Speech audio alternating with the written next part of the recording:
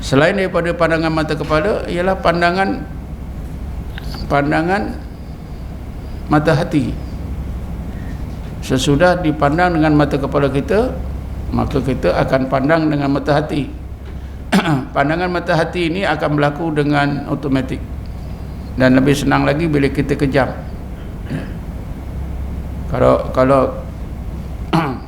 Kalau kita tengoklah pokok durian ni, nampak lepas tu kita kejam. Kalau tuan-tuan sekarang kejam, terbayang buah durian, itu pandangan hati lah tu. Itu pandangan hati. Jadi dimulai dengan pandangan mata kepala, kemudian ditingkatkan kepada pandangan hati. Pandangan mata kepala itulah yang dinamakan ayatun mar'iyah, dalil-dalil Allah yang dapat dilihat oleh mata kepala kita. Ya.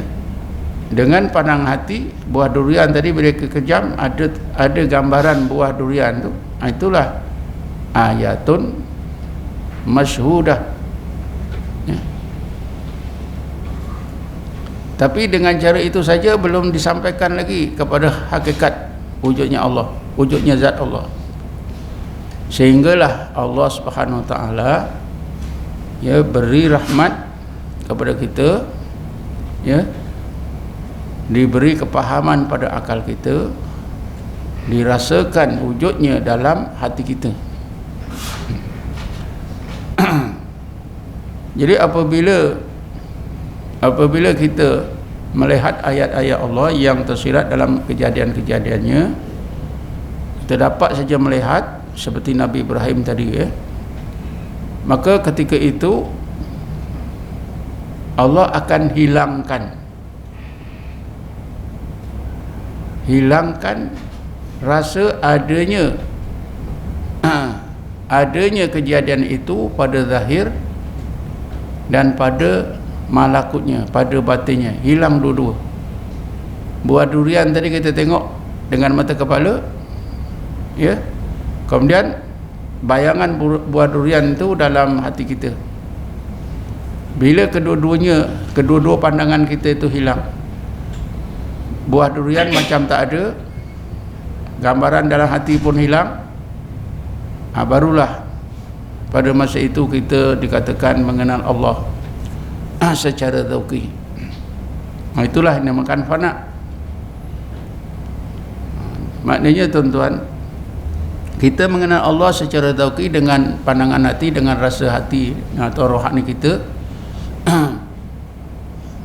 menerusi kurnia Allah apa yang dinamakan fana, iaitu apabila Allah fanakan, kurniakan kepada kita fana. Apa yang difanakan tadilah alam nyata hilang, terasa tak ada, alam malakutnya pun hilang. Sebab itulah seorang ahli tasawuf, ya, Syekh Jirjani atau Jurjani, dalam kitabnya At-Ta'rifat, beliau menjelaskan fana itu ialah adamul ikhsasi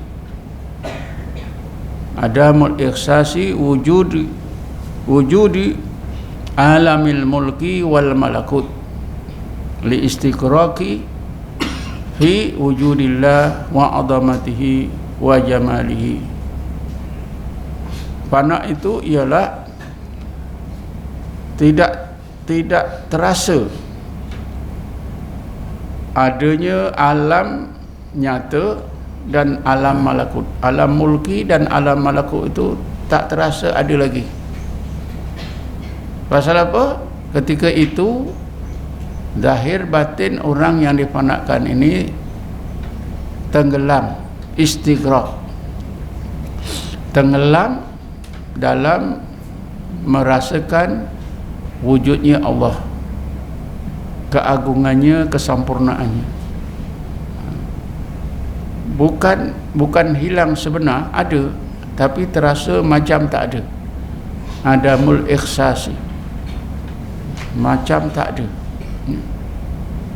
Jadi bila sampai ke tingkat fana ini, barulah kita dapat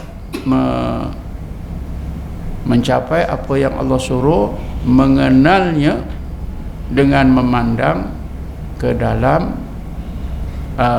semua kejadian Allah. Awalam yanduru fi malakutis samawati wal ard wa ma khalaqallahu min syai'in. Mengapakah kamu tidak lihat dengan pandangan hati kamu ke alam malakut, kejadian-kejadian Allah yang di langit dan di bumi, dan malakut tiap-tiap sesuatu yang Allah ciptakan.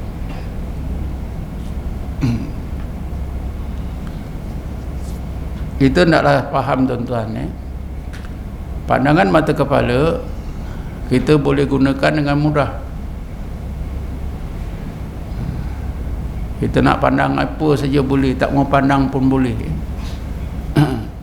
Tapi pandangan hati ini lain. Pandangan hati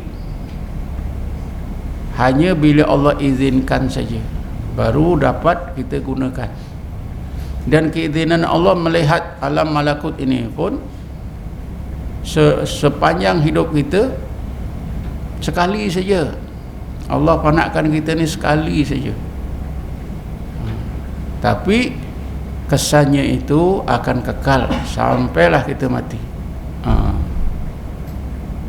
Kalau kita gunakan kalimah lawatan, bila kita difanakkan oleh Allah tu, seolah-olah roh kita ni melawat sambil belajar tentang rahsia kejadian Allah Subhanahu wa taala. Pada masa itu kita macam tak sedar adanya alam nyata ini, dan alam malakut tu macam terasa tak ada. Yang kita rasa ada Allah saja. Itulah fana. Itulah fana.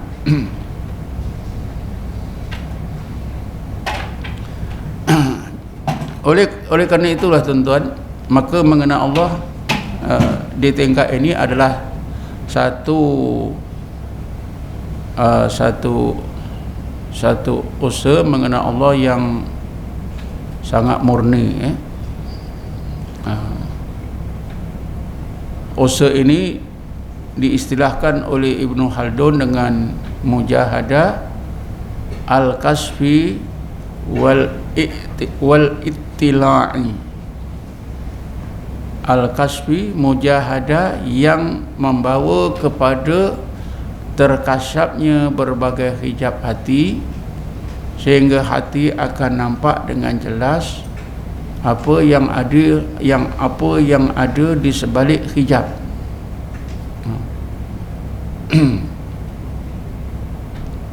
Hijab ini pertama sekali hijab alam nyata lah.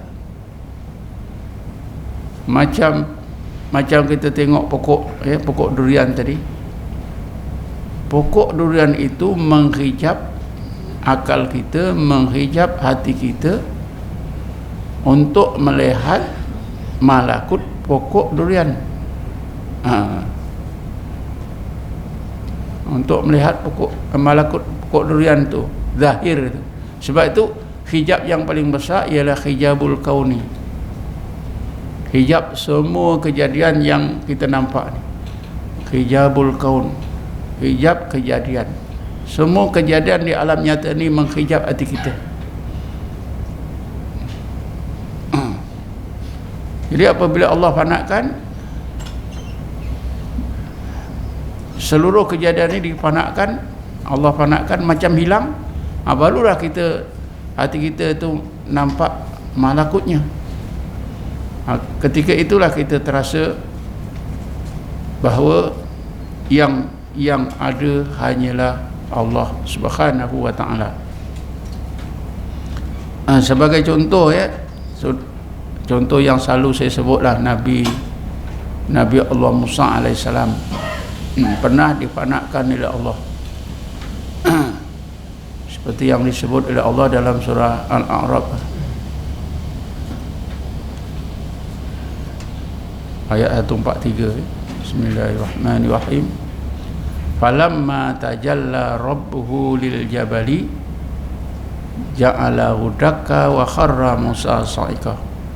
Sebelum itu Allah berfirman, walakin dur ilal jabali, ya Musa, engkau lihat saja, engkau pandang saja, engkau renung saja Bukit Tur Sina dan semua kejadian sekitarnya. Pasal apa Allah perintah Nabi Musa melihat Bukit Tur Sina dan kejadian sekitarnya? Karena nak mengenal Allah di dunia ini tak boleh secara langsung mengenal zatnya, mesti menerusi makhluk, ya? Mesti menerusi makhluk. Sebab itulah Nabi Musa diperintah supaya memandang dengan mata kepala Bukit Tur Sina dan semua kejadian sekitarnya. Dengan memandang Bukit Tur Sina dan sekitarnya, Nabi Musa nampaklah zahir Bukit Tur Sina dan kejadian sekitarnya. Kemudian tentulah terbayang Bukit Tur Sina tadi dalam ruang hati. Jadi mata kepala memainkan peranan, ruang hati, pandangan hati pun main peranan. Kedua-duanya nanti tuan-tuan, bila Allah hilangkan zahir Bukit Tur Sina itu tadi, dihilangkan oleh Allah, gambaran Bukit Tur Sina itu pun dihilangkan oleh Allah daripada ruang hati Nabi Musa alaihissalam, maka ketika itu Nabi Musa merasa yang ada hanyalah Allah, yang lain daripada Allah tidak ada, dipanakkan oleh Allah Subhanahu wa ta'ala.